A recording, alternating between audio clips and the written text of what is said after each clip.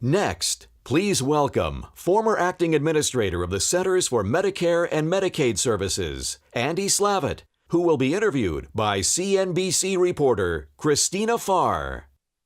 La, da, da, da. La, da, da, da, da. La, da, da. La, da, da, da. Little Grateful Dead? Yeah, why not? This is quite a crowd. How are you finding the conference so far? Big. Really big. Really, really big. Especially for a first one. They've done a great job. Yeah, for sure. They've done a great job, don't you think? All right, I think we should, because I am in the news business, I think we should kick right off with some news. This is a new firm that you have started, which is called Town Hall, and I want to get to the symbolism of that in a second. Okay. But it sounds like your next act post-government is going to be on the investing side. Can you talk a little bit about why you've decided to make that transition? Sure.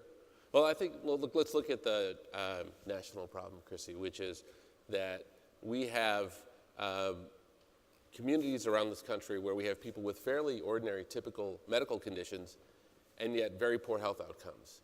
And that happens to affect disproportionately people of color, people who are elderly, who are frail, children, people with disabilities, people with certain kind of conditions. And there's 120 million people in Medicare and Medicaid, and we as innovators probably don't invest as much in those communities as we do in things we can relate to a little bit more easily, things that are gizmos and gadgets and things that are fun that help us walk 12,000 steps instead of 10,000 steps, which is just phenomenal. But so I think we need to shift, and I think if we spent the next decade increasing our investment in primary care, mental health, drug treatment, healthy children, is there any doubt whatsoever that we would have a healthier country and build some great companies in the process? So when we talked about your new firm, I think the phrase you used was, I want to disrupt the 30-year-old white guy theory of investing, which I appreciated. So can you talk me through how you're going to do that? Now I just offended 2/3 of the people here. Maybe I shouldn't have brought that up so soon in our discussion. So how will you do that? How will you find companies that are not necessarily the problems that Andy Slavitt faces? I think the problem we have, probably all have, including me, is that we don't look a lot like the population at large. I mean, if you look around, we don't look like the population at large. So unless we do a great job listening and studying and getting out and talking to people, we will very likely not build solutions for the people that need them the most.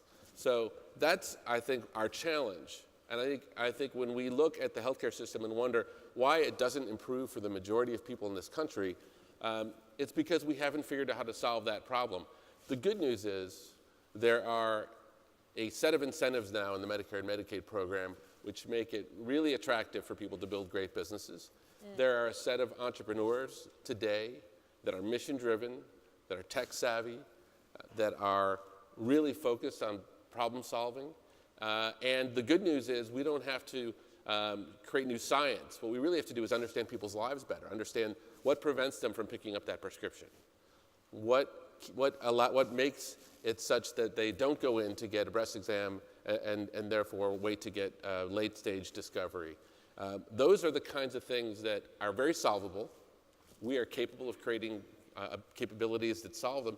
And if we do, I think we will create multi-billion-dollar companies who are solving these problems. And a decade from now, I think we can be in great shape. So what we're doing at Town Hall hopefully will be a catalyst for that. But I think we want to draw attention to the great work that a lot of people are doing out there.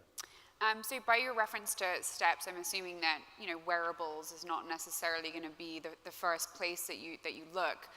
But what kinds of technologies do you want to invest in that you think can be useful in addressing the unmet needs of this population that you want to serve? So we spend $100 billion a year in kidney care. $100 billion a year in kidney care.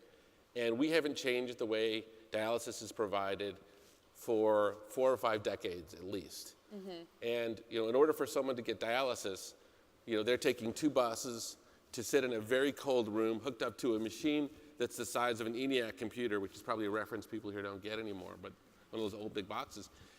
And what we do know, and we know this from other countries, and we know this from other innovations, is that you can make these machines now this big. You can put them in your house. People can self-dialyze. We can get many more people on transplant lists. So there is a people process technology set of solutions to help us improve on the human misery that we have. But also there's $100 billion that we spend that at CMS, when I ran CMS, it was our largest expenditure. So that's one area. But I think look at mental health, I look at early childhood, I look at pregnant moms and keeping them healthy, I look at end-of-life care and PACE programs, I look at community-based clinics. All of these are opportunities to take what happens today, which is we wait for people to get very sick and come to the hospital, and find ways to wrap services and capabilities around their lives. And by the way, it's not just healthcare. It's housing, it's nutrition, it's transportation, it's socialization. It's a lot of the things that I think we know and we're beginning to get much more educated about are really at root for driving a lot of the poor health outcomes. Sounds like there was at least one free startup idea in that list. Somewhat? Well, at least one free startup idea I just heard. Yeah, I mean, I will, and here's the thing, we're not, and look, my partners in this are two great people, Trevor Price, who was out here earlier, and David Whelan, and we don't really care whether it's someone who has an idea on a napkin or someone who has something that's more developed. We believe that because all of us have built and operated companies before, I mean, that's our love, is building great companies. All of us have started companies before, is to find a small number, you can't do it for a large number, but a small number of individuals with the right ideas, help them build management teams, help them build culture, help them build values, help them build sales relationships. And if there are regulations and rules that need to be challenged and changed, we're not afraid of that either. But we're so committed and we're so excited to this, and I don't think we're alone. I think there are other people that see this opportunity as well. Started it probably a few years ago with Medicare and some of the great new primary care models serving the Medicare Advantage model, and now I think it's moving into duals into Medicaid as well. Yep, you're definitely seeing that trend, and we talked about how social determinants is a term that people are actually using at this conference, potentially for the first time. It's sort of almost taken off. It scares me. Every time something gets into that window of trendy healthcare terms, I get a little bit scared because we tend to think that when you get into that box, you become the thing that's going to save us. It's the new 3-letter acronym, and we often get there without totally understanding everything it means. So I would say, yes, I am hearing that more. I'm hearing people recognize that more. I think that's great. I would just encourage people to do some discovery and understand what these issues are and how to solve them, because they're not solved yet, and come up with great ideas for solving them. But to turn them into models before we really understand them is what kind of scares me. So, to reference our president, healthcare is hard. I think this was a quote from earlier this year. And it is especially hard when you start looking at things like regulation and at Medicaid and Medicare. And I think there are a lot of well-meaning entrepreneurs out there who want to get into health, but they don't necessarily look at these areas because of the perception of just the complexity and the challenges. So how would you address those people who may be in the room today that do want to get into this space, but they don't really know how? So I think the good news is today, we have about 30 to 40% of our Medicare population in Medicare Advantage. But in the meantime, a decade ago, about 15% of Medicaid was managed through private companies and Medicaid managed care. Today, that's 75%. So today, and I think most people don't know that because it's happened little by little, state by state, and people haven't aggregated it. But 75% of the largest health insurance population in the country, 60 million people, 70 million people, are now, we can do business directly with managed care plans who are capitated and who have every incentive to drive costs down. And then the other piece of news, which is, I think, important to understand, is generally speaking, when a Medicaid patient gets admitted to a hospital, the hospital loses money on that admission. They may lose, say, $5,000 on that admission. So one great secret for CFOs is the way to make more money, lose less money. So with that brilliant insight, if you could spend money driving with vans around the community, bringing people their prescriptions, bringing them to clinics, bringing them to socialization efforts, and keep them out of the hospital because you're solving some of those problems. It is a great investment. So I think we are, so I think to the extent that you deliver great outcomes, there is a real opportunity there. And I think states and the government are eager for that innovation as well. And I think it's one of the areas where people are concerned about because they haven't done business with government before. But I'm going to just tell everybody a secret. We're all government contractors now. We're all government contractors now, with some small exceptions. That's where the vast majority of healthcare spending is coming from. And so if you are scared of doing business, even indirectly with the government, you might want to think about that and figure that out. So be less afraid of the big bad wolf in DC. Yeah, I mean,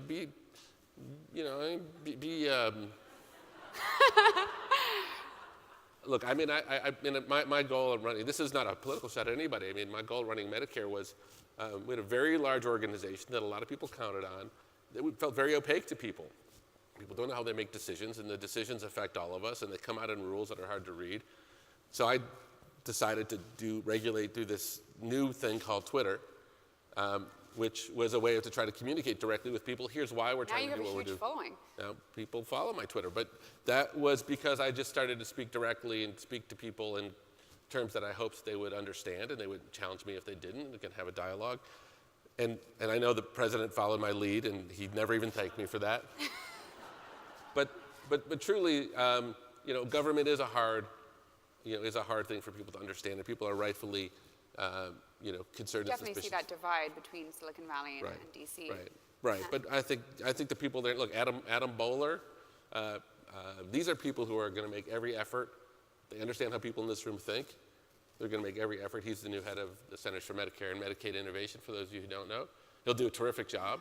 He'll be a great public servant, but he'll be a great public servant because he understands how to make the private and public sector work together. So back to technology, which is an area of focus for me. You're seeing a lot of tech companies here at this conference this year. You mentioned vans. You've got Uber and Lyft have talked about some of the work they're doing with non-emergency medical transportation. You've got Google here talking about AI and many other companies. Do you have kind of some thoughts going forward about which of these companies will have the greatest impact in healthcare, and why? My great hope is all of them. And the reason is because we haven't figured it out on our own. And I think it's a temptation we all have inside when we hear about someone entering the space to kind of be dismissive and say, oh, they don't know what they're doing. They don't know what they're doing. Well, and guess what? That means that the incumbents get bigger and bigger and bigger because they gobble everything else up. And unless you think the incumbents are killing it, then we ought to welcome these folks in. We ought to welcome their attention, their energy in, and figure out how to use that. And they ought to be asking the questions, how can you use my platform, my Facebook platform, my Uber platform, my Google platform, my Amazon platform, to solve real problems for people? So that if they come with a servant's mind and a humble approach, they don't always do that. And if we come with an open mind to saying, how do we utilize these capabilities, we can actually solve more problems than we've solved today, because we are not killing it. I mean, I will just be very blunt. The healthcare experience for people today in this country, by and large, is no better and arguably worse than it was 10 years ago. More complicated, more expensive, less integrated, less coordinated. And that's after many, many conferences and events like this and a lot of capital that's come out. So because we haven't solved it, we ought to be constantly, and the best people up here you see on the stage are constantly beating themselves up to figure out how to do it better. And what do you suspect that Amazon, Berkshire, and JP Morgan will do now that they've joined up and decided that they want to try to fix at least the cost side of this for their own employee population?